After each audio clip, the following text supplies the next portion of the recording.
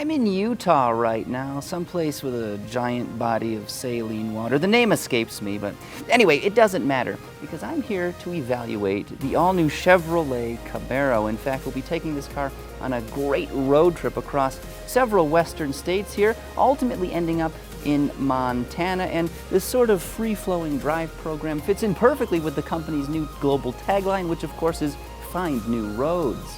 GM decided to allocate cars to us at random, probably to keep us journalists from grousing too much. We can be a moody bunch, especially when our blood sugar is low. But no amount of begging, complaining, or physical prodding that may or may not have been misconstrued as sexual harassment made them change their minds. And believe me, I tried.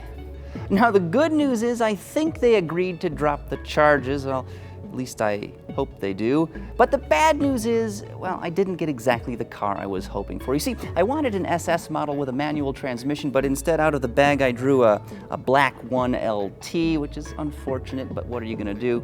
Hey, at least it's got 3 pedals though, right? And here she is, the all-new 6th generation Camaro. Smaller, leaner, faster, and more feature-laden than ever, this car maintains its predecessor's "get out of my way before I eat your face" design, yet it offers more technology, a higher quality interior, and enhanced fuel efficiency. What's not to love? Well, over the next 500-odd miles, we're sure to find out as we ramble our way across some of the country's most picturesque terrain.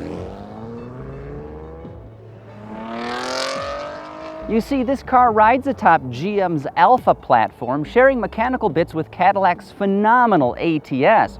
And these luxury car underpinnings make the Camaro 28% stiffer and weigh at least 200 pounds less than its predecessor. And much of that beauty is reflected right here, or it would be reflected had it not rained earlier. Guess Chevy didn't want to pay extra for nice weather, so that's too bad. But the Camaro is an all-American icon, and the 2016 iteration here is alluring from practically every angle, but this car is much more than just a pretty face. You see, it's beautiful right to the bone.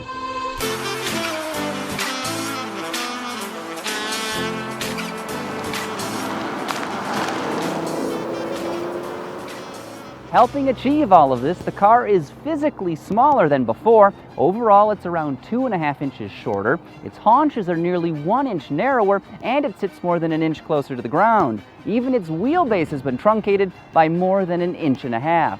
The new Camaro's key dimensions are practically a mirror image of its arch rivals, a certain horse-themed car from Dearborn that shall remain nameless. Width and height are within spitting distance, and get this, overall length is exactly the same between these two cars at 188.3 inches. And if that's not enough, the powertrain lineups of these two machines are like creepy doppelgangers. The Camaro offers a turbocharged 4-cylinder, a potent V6, and a range-topping V8, just like its equine competitor. A 2-liter banger serves base duty, delivering a surprising 275 horsepower along with 295 pound-feet of torque, and it can get you to 60 miles an hour in the mid-5-second range, which is totally respectable. Stepping up, there's a 3.6-liter unit, which is the middle manager of this company. It puts out 335 ponies with 284 pound-feet of twist. 60 miles an hour can be yours in the low 5-second range. But the engine you probably want, or at least the one that seems the most appropriate in this Detroit Dominator, has 2 banks of 4 cylinders. SS variants of the Camaro are graced with a 6.2-liter LT1 V8 that's borrowed from the Corvette Stingray. It puts out a muscular 455 horsepower and an identical amount of torque, and this engine can deliver mile-a-minute velocity in 4 seconds flat. Maximizing choice, all 3 engines are available with either a 6-speed manual transmission or an 8-ratio auto box. And now that I've bored you with every possible stat number and statistic about this car, I think it's high time we actually hit the dusty trail.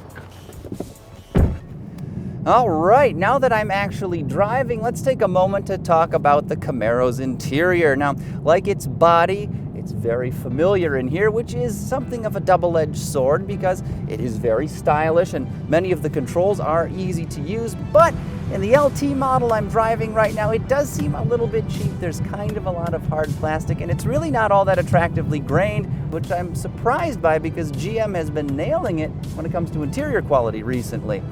I've also got to talk about outward visibility. Yes, just like the previous generation Camaro, it is absolutely terrible. Your windshield is tiny. The glass is up here around your shoulders. You go to check your blind spot, you see 2 feet of plastic at the C-pillar. Hitler's Führerbunker had better outward sight lines, and it was underground. This car is extremely confining, and you actually don't have any sort of idea where the corners of it are, so parking and maneuvering in tight spaces can be quite a challenge. Of course, there's one other major driver interaction point in here, and it's the shifter, and unfortunately, it's only so-so. It feels kind of gritty and frankly a bit crude, and honestly, on more than a couple occasions, I've actually gone into the wrong gear, and that, well, is never a good thing. Fortunately, though, the clutch pedal is light and easy to modulate. Compounding its cabin problems, the back seat is absolutely tiny. Children will be lucky to fit back there, and so is the trunk opening. It's about yay wide. Getting luggage in there is extremely difficult, but it's not all bad. Like I said, it's stylish and functional, and I love a couple things in here. First, you can get Apple CarPlay, which makes it an absolute snap to hook your phone up and get navigation or access to Siri. Additionally, I love the climate control knobs that Chevrolet has come up with. They've actually integrated both the temperature and fan speed controls into the trim rings that circle the vents on the center console. That's absolutely ingenious. They're a snap to use. Brilliant work. If it's not available right now, the 2016 Chevrolet Camaro should be arriving at dealerships very, very soon. You can pick up an LT trim version with that 2-liter 4-cylinder engine for a little bit less than $27,000, and that price, of course, includes $995 in shipping and handling fees. Now, if you want an SS variant, plan on spending a little bit more than $37,000. Of course, that gets you a burly V8 engine. But spanning the gulf between these two cars, the model that I've been evaluating here costs $31,920 out the door. I love the way this new Camaro looks. It is phenomenal to drive, and that V6 engine even sounds great. But after spending about 500 miles in it, its cramped interior and devastating sight lines sort of ruin the experience for me. They really do, and it's unfortunate because there is a whole lot to like here.